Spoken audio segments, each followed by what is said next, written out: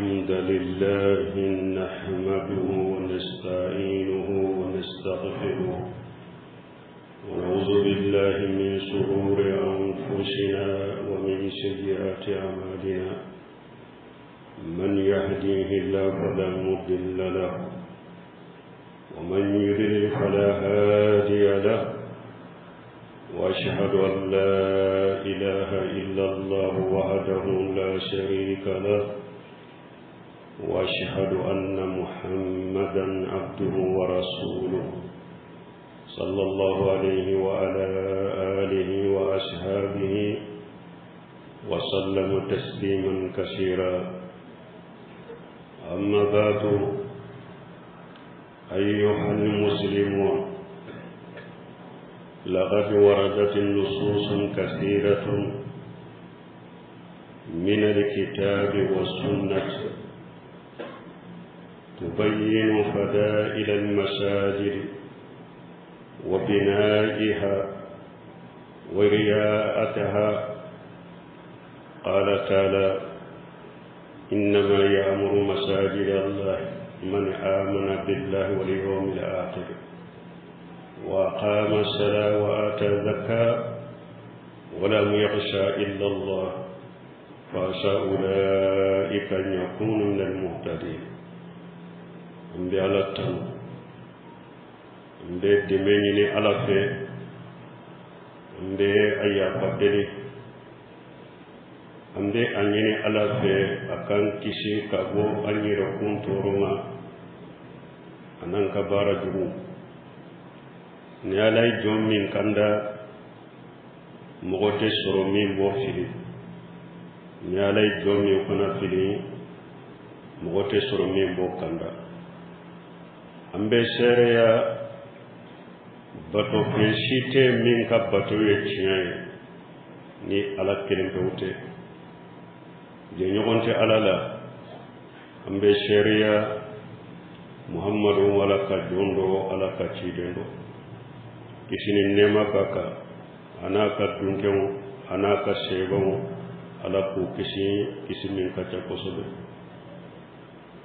n'o tɛmɛna ka bɔ isilamanw dalila caman de nana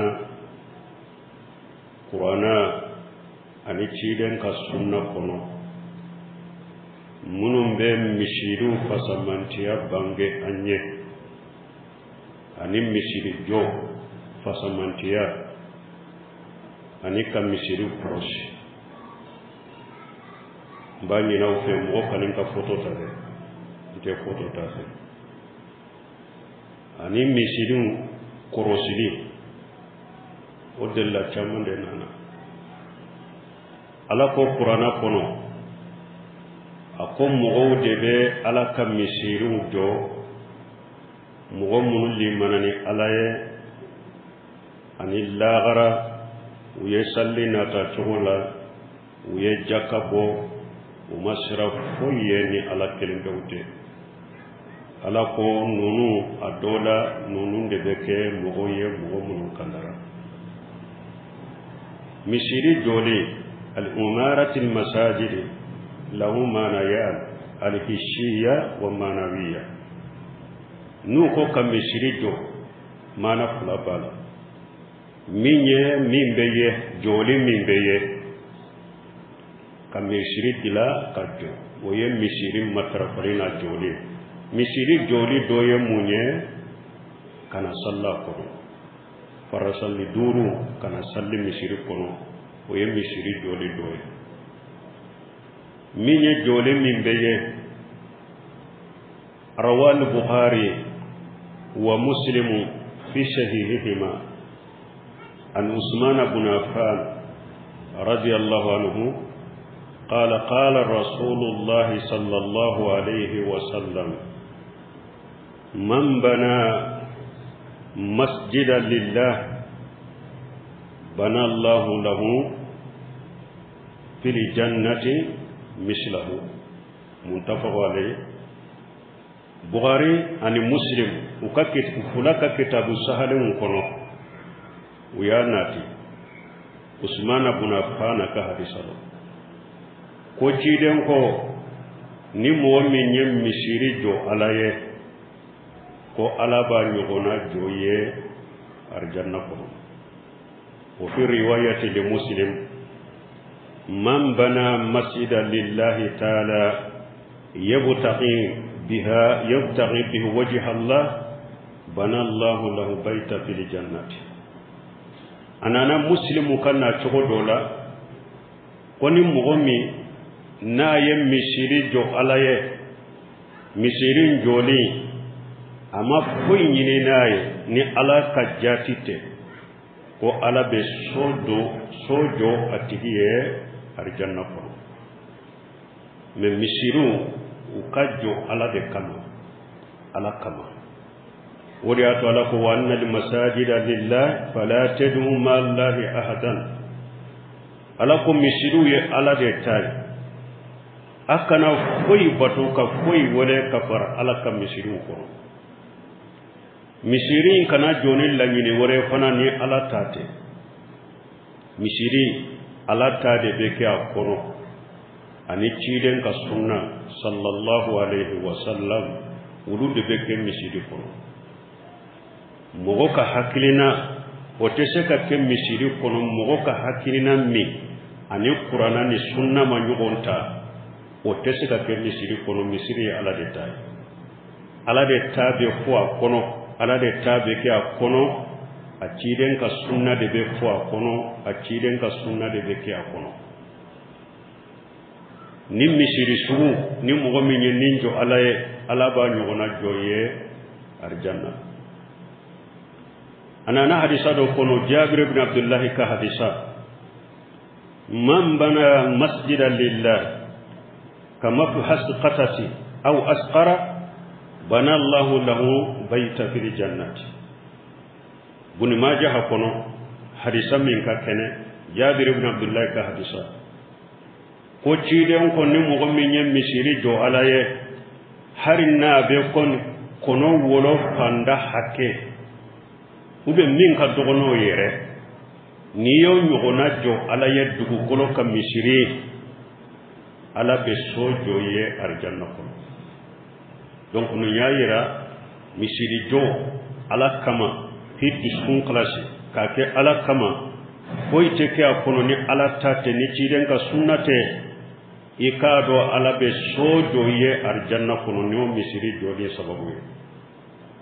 nin ye misiri jɔ fɔsaman kɛ. arwal bajar fi musnadihi min hadisi Anas ibn Malik قال قال رسول الله صلى الله عليه وسلم سبع يزري للعبد أجورهن وهو في قبره بعد موته من علم علما أو أزرى نهرا أو حفر بيرا أو خرس النخلا أو بنى مسجدا أو ورث مصحفا أو ترك ولدا يستغفر له بعد موته. حديثنا نبجاري كنو حديثين ككنه أنس بن مالك كحديثه ko fula be ko wolon fula be ko ulu ka baraji abe boli jon kofe baraji be shima kito ika kaburu kono ifatule kofe ko wolon fula jon fatulen kofe kito ika kaburu kono ulu ka baraji be shima kito ika kaburu kono. folo ye munye man allama ilma, ni mɔgɔ min ye dɔɔni kala ka mɔgɔw la kala dɔɔni la, i ye mɔgɔ o mɔgɔ kala, i ye kitabu minnu dila n'i ka dɔɔni ye nafa kitabu, hari fatulen kɔfɛ i ka dɔɔni ba kɛ ka nafa min kɛ diɲɛ kɔnɔ dugukolo kan, a baraji bɛ si ma lahara i ka kaburu kɔnɔ. nin ye fɔlɔ ye. filanan aw azra nahara, n'i ye kɔ dɔ dila k'a di mɔgɔw ma, dugu dɔ yɔrɔ dɔ jiko b'o la, e ye kɔ dɔ siyɛ k'a d'u ma, ni samiya nana ji nana a bɛ da kɔ in kɔnɔ n'u b'u yɛrɛ nafa n'a ye. ni mɔgɔ min ye nin kɛ ala kama, hari fatulen kɔfɛ a baraji bɛ si ma kito ka kabru kono ni nye fulanna sabana aw hafara bira ube ni ye kolose jiko be yoro dola ye kolose ka duma uku yere nafani akajiye ube foraji iya she kadi yoro doma uku yere nafana akajiye o baraji be shima hari fatulen kofe adoye munyaw kharasan naqla ube niye iritu tamaro akera yiri sugu suguye ni mogo bu nafanaye eye iri ude turu hari fatulen kofe iyo o yiri mun turu ni mogo bu yere nafana sumaye ube addew abaraje be shima ika fatulen kofe ka kabru kono aw bana masjida ube niye misiri jo kadi alama ka misiri jo ala kama hari fatulen kofe mogo be salli misirin kono ni mogo bu yere nafani misiri nye abaraji be shima ika kaburu kono aw warasa musahafan ube niye qur'ana to ikofe chinyela qur'ana ude tumbe ebolo eyi to ikofe chinyela mogo be qur'ana nunun kala ube ye qur'ana ude sa kudo misiri kono ube ka qur'ana usa kadi mogo ma munum makobala ka kala hari fatulen kofe o fana baraji be shima kito ka kaburu kono ni nye woro na inde woron fulana aw taraka walada yastaghfiru lahu ba'da mautihi ube ni yedento denyuma ifatulen kofe abe ala yafa deliye ka duawu kiye abaraji be shima kito lagara walmoni fon woron fula an kan jantuda ni mo mi maseku beke ishe kele minye ola ipoke kowdo ko munum baraje be she hadama demma kito lagara kito ka kabru kono adoye misiri joye ni fana ye misiri jode alakama ayo kotamantia ayo yiranna balmo misiru nu jora fana fendo nyini nan fe misiru kola chide nya maria misiru kajo ayenya maria like fana anka misiru seneya wa fi sahih muslim an aisha radiyallahu anha قالت قال رسول الله صلى الله عليه وسلم قالت أمرنا رسول الله صلى الله عليه وسلم ببناء المساجد في در وأمر بها أن تنجف وأن تطيب hadisa sahlen nana an bai shetu ko cide nyanya mariyan kan mishiru jo kiun kono fi dur al mahallat kiun cide nyanya mariya karate wula kiun kono an kan mishiru jo ko an kan mishiru seneya ka kasajjalan ke mishiru kono an kan mishiru seneya nogo an ku go misiri kono kanan no ambolo kasa jugu kana ye misiri kono kasa jugu kana me misiri kono an ka kasa jalaw an ku ke misiri kono ci da nyanya mara noye sallallahu alaihi wasallam hadisan nana buhari muslimu kono muso fiman do atumbe ci den kam misiri furaka seneya muso yi afatura ni sufelay sego ya sutura kuma ko cide sallallahu alaihi wasallam dugu jele cide ma musoyi ako musummin tumbe musiri na ba seneya ka kasa jelan kala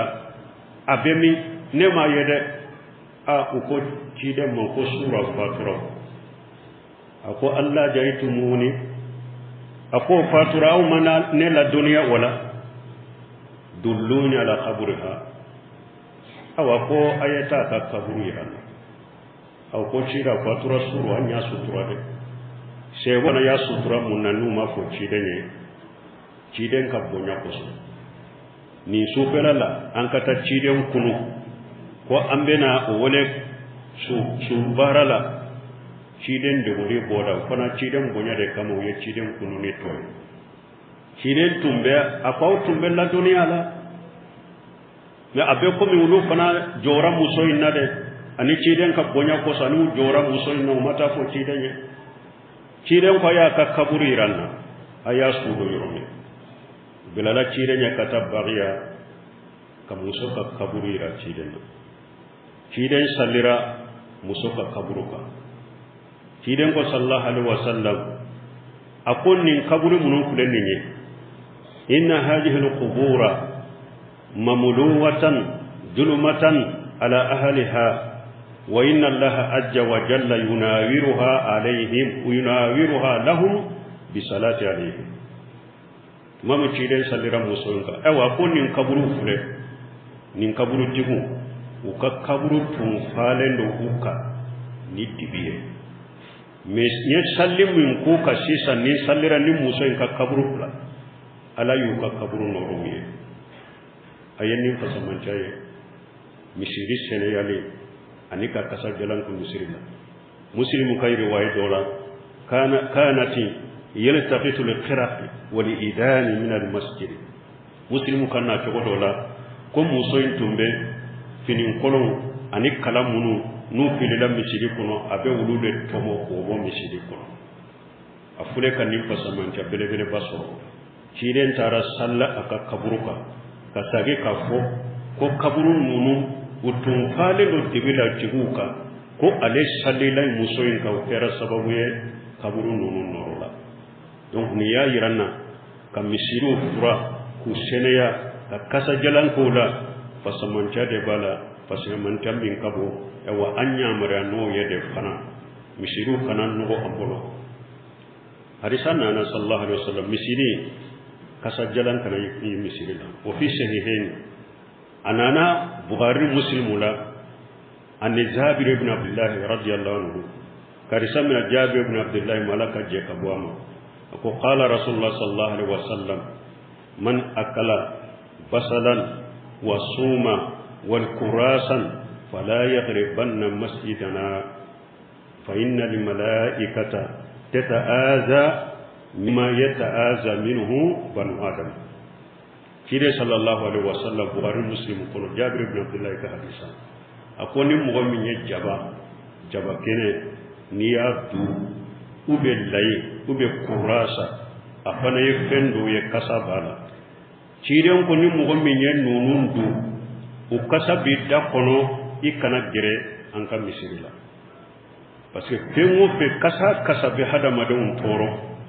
abe malika wuto wala ni nyaayira fengo fenye kasa dugude kasa min ka go mo ki yere koroshi o kana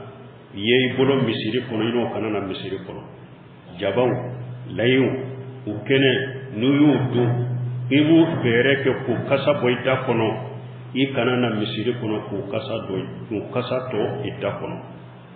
ciden ko kana girale ka misiri la rek alen fana ka misiri ne kausa ka teme misiri beka ewa abo kono sigireti kasa shinsan kulumi inu kasa kana misiri kono atebe islamiya sariyala ciden ko niye do jaba fule ale duni dagara me ciden ko na kasa bilaina kana na misiri kono janko sigireti mini ye haramu ye shinsan mini ye haramu ye ko kasa to ita kono kana misiri kono haramu farala haramu donc mo ko yere koroshi uluma balmo misiri kiri wore jumambe na be misiri la fentunune o tanyini misiri ko fentunune tanyini misiri ko de fingo penye jinya ko de o te fo misiri ko o de lay munye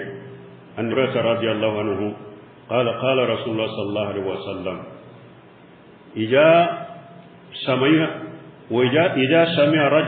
إذا سمعتم رجلا ينشد دالة في المسجد فقولوا لا أردها الله عليك hadisa sahalen na shehi muslim kono kiden ko naye mugoye abe fentulune nyine misiri kono aya foaye ikafen tunne ala kana to nibaye ala kana sage kanima yere fa innal masajida lam tubuna lihaja kidon ko paske misiri majo kama jiya ko kama de misiri dora dina de kama akonna ye mogo ye abe fen tunune nyini misiri kono nka fen masina mi kulen ka fen masina fulana tununa donya ye ube ni mogo do ya nye kidon konna ye mogo me abo ko misiri kono aya foye ika fen tunune ala kana sagi kanima abo togola sanni fere oteke misiri kono de qala sallallahu alaihi wasallam idza araytum man yabiu aw yabta'u fil masjid wa qulu la arabbaha Allah tijarataka kidon konna ye mogoye abe fere misiri kono ube abake ka fendo sam mogo bolo misiri kono aya fo tigiye ika jagoni ka sanni fere ala kana barika dwala ala kana to ika tolo soroye aka danga parce que misiri sanni fere yorote sanni fere ulu de shuhude la uteke misiri kono misiru ka seneya ka bokuluma jago kuma sanni fere kuma jiya kuma misiru ka seneya ka bokuluma awambalmo misiru dugu yoro min kadi ala ye kateme dugu pambeka o ye misiru de o fi sahih muslim inna ahabba al biladi ila allah masajiduha wa abghadu al biladi ila allah aswaquha sahih muslim kono ciden ko dugu yoro munun kadi ala ye dugu ka misiru de dugu yoro munun kadi ala ye misiru de dugu yoro munun ka ko ala ye o ye subu de setane yoro de ye subu mankaw beke jamfaw beke galon betige même misiru de ala be yoro min fe dugu kono o ye misiru de donc misiru ya ala ka sowde al masjid baytu kullu taqi ala yasranya baka kelen ka sowde ye misiri ala yasranya baka ulu ka sowde ye misiri ewa anya ko tigomi silamiya sariya ko misiri ka seniya ka bo kasa duguma kinwo pembe mal hada madon toro kasa dugu na be hada maden toro abe alaka malike fana toro dole ke bawuye kiri do fale ka bonni hadisala ni ciden ko jabad dumbaga lay dumbaga na kasa be dakono kanana misiri la ni be hada madon toro ni be malika toro o ye jinya koye ni mugomin na be hada madon toro misiri la ka jinya ko la to wodi kanka bali misiri la ka temedeka o ye kisa kunta fola dina kono mo munu bina misiri la wajiru la be munu ko be kisa kunta kisa munu boyoro tula na fantula ta fantula ute qur'ana kono ute ciden ka sunna kono nunu ka tora be dina de ka misiri kanka bali nunu made bidiya ko bawo kana bidiya kuma ko misiri kono ube ka bidiya ko misiri kono ulul kanka bali misiri ulade mogo min ka tora be hada madon ka jiya ko ka misiri la ni ciden ko ka bali min ka tora be dina ka ode kanka bali ka tene deka munu bena bidiya u chari misiri kono ka bidiya ko misiri kono o wajulu kala sumu ulu kanka bali misiri la ro kanu ka wajulu ka bidiya ko misiri kono aya min bana ko ala ko mani ajlam min mani mana masajid Allah yuzkara fihi ismuhu wa safi kharabihi ulaika ma kana lahum an yadkhuluha illa al-khaifina lahum fi dunya khizun wa lahum fil akhirati azabun azim ni hadisa min fulani ni ala ko mogo jumanye to nyali kelay akom mogo site to nyali kelay kam mogo bo mogo mi ni ye mogo bali fute ala kofo misiri kono iyere yi katama ni kayere jija ke fana misiri gurjale ani misiri datugulila ala ko ni mogo min ka bare ninye akon nunu tigila mogo ku saraye minye jiya kono anu saraye jumminye lagara jiya kono utiku be maloya parce que ete ala ka dina la ete se kala ka dina bali e ala ka dina suru jiya kono de ebeta ka ala ka dina to jiya kono ni mogo ko ala ka fina ciden ka sunna ko de teke misiri kono ibe mogo bali akano de ke misiri kono ni aya kan karima dabe edeka ala ko ibe malo ya jiya kono ako yawmal qiyamado la jaba biye la jama min kapo bimbe bidia de chari misiri kono ka bidia wajulu de ke ube ka bidia de sabati misiri kono ambo bali kono ke misiri kono abai tirsal qawlani ako layni ara nara tahriqu almasjida ahabba ilayya min an ara fihi bi'atu la astati an unkiraha abai tirsal qawlani ako aleka tasumaye nabe misiri jan na teta tasumaye fa ko o kadi alaye katema ka bidia ye misiri kono bidia mi na te seka bal parce que tasuma na ye misiri jani tasuma be misiri ka jiyan fɛnw de jani o kanugo me bidia mugo o be alaka dina de jani o be alaka dina de jiyan o de atwa ko ale ka tasuma yede abe misiri jani atese ka tasuma min faga o kadi alaye aka bidia ye misiri kono atese ka bidia min bal parce que bidia be dina de jiyan tasuma fana be jiyan ko de jiyan bidia be dina de jiyan dina chiyali de kajugu kateme jiya ko chiyali barakallahu li wa lakum fil qur'anil hakim wa nafani wa iyyakum bima fihi min al-dhikril hakim aqulu qawli hadha wastaghfirullaha li wa lakum wa lisa'iril muslimin min kulli dhanbin wastaghfiruhu innahu huwal ghafurur rahim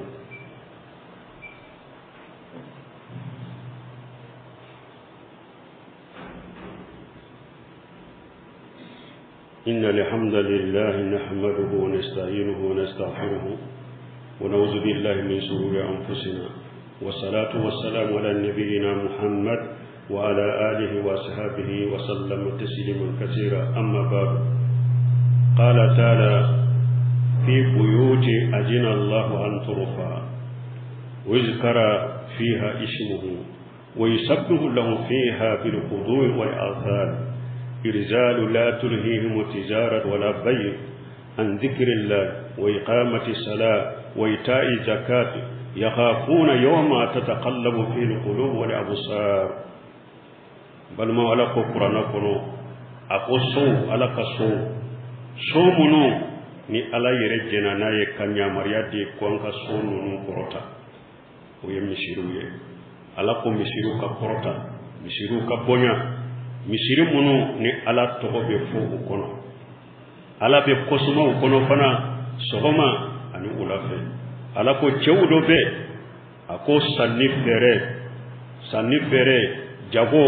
ate kulu sugula kabo ala kosuma ma atu sugula kabo sallima atu sugula kabo jakaboma ako ulu ye mogode ube sira donye domi ni nyewu ni disukumbe yele ma domi na ni nyaka ya ma domi wala misiri sigi ñogon fuja joraw kade ebe salli ka sokono munna ebe salli ka sokono diri tambolo jama salli yorote fuja joraw kade misiri fule kaddo mogo ye misiri sigi ñogoye iye ceye iye baligoye kana salli misiri kono wajibi do ikade ni sallira ka sokono ujuratula darratula ika farda salli mi sallira asahara kakenede min misiri salli baliya baraji junubu misiri salli baliya junubu obe sabiye hari min be majabi maliki kono ko kana misiri salli misiri la jama salli la misiri la che ko sunna gelendero wote kuma sahalanyede kana salli misiri da harisa chaman bola aya chaman bola o ye wajibi de cheka ke balu durati la o ye wajibi de yika finye to ko chidema akoni salli warela ni sanji nana madina ko miseni kacha fenya na makacha bolo milana tene bolo kata misirila nka salli nka sokono wa chiden ko oho o ko fela jibrila de chidema ako chenye mi ko kanan no ya dama de abdullah ibn maktum chidenya wole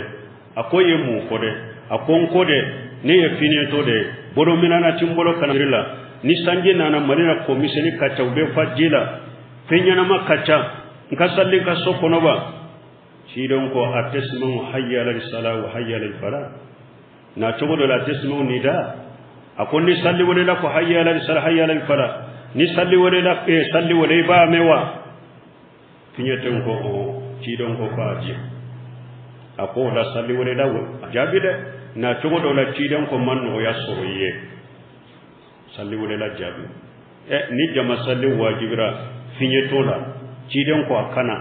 har ciden yin no yamin dama ala ko akana dama akana misiri la de o ye finye to de o ko bolo minana ta bolo ka faro ka fana me wona tabe ciden ko wajibi do aka na ye salli wala kamme akana en min ceba koro ibaligu foitila dorro sitila abe daga de ka salli ka soko wote daga yede ayena salli misiri kono misiri do kunyere kana farda salli duru salli kono kana jumo salli kono ni darrote cela mi ewa musoko ni nana salli misiri la baraji biye me misiri salli te wajibi yoka me ce baligu wuduratila wajibi do ka akana salli misiri la aw misiri kala nyoro de qala sallallahu alaihi wasallam ma sama qawm fi baytin min buyutillah yatluna kitaballahi wa yatadarrasunahu bainahum illa nazalat alaihim sakina wa ghashiyatuhum rahma wa dhakarahumullahu fi man indahu kidan ko sallallahu alaihi wasallam akum wasute naw farlanyon ka sodo kono alaka sura nabi alaka kitabu kala na ba kai kan yugon kala alaka dinala analaka kitabula fo hakri sigili basigi be jigawuka nema bina ka awun ture malikau bina kawkore wajakarahumullahu fi man indahu ala ba kosma malikiyam munumbe ala fe sampe ala ba kofo uluye misiru ye tersu ta yorode kala yorode do sebo doni ke ba bire ba chamande temena uyu kadonu beta misiru do kono o yasoro qur'ana durusi yoronte o yasoro madrasa unte kalam betul beke misiru do kono doni ke bire baw mukkew islamia kiri tigila bire baw be bora misiru do kono akoro do yu kakkalante misiru do kono wala misiru ye kala yorode aka jantola ambe ala deli misiri alaka ke barika misiri alaka ke hera misiri alaka ke akake mugo ukuna pabola la kuna panaye alaka selama una panaye jamana alaka deme alaka suma gele ya munumbe jamana kono degu munumbe jamana kono alaku wuli alaku fale herala ربنا آتنا في الدنيا حسنة وفي الآخرة حسنة وقنا عذاب النار ربنا لا تجعل قلوبنا بعد إذ هديتنا وهب لنا من لدنك رحمة إنك أنت الوهاب اللهم اجعل الإسلام والمسلمين وجل الشرك والمشركين ودمر أعداءك أعداء الدين برحمتك يا أرحم الراحمين وآخر دعوانا الحمد لله رب العالمين.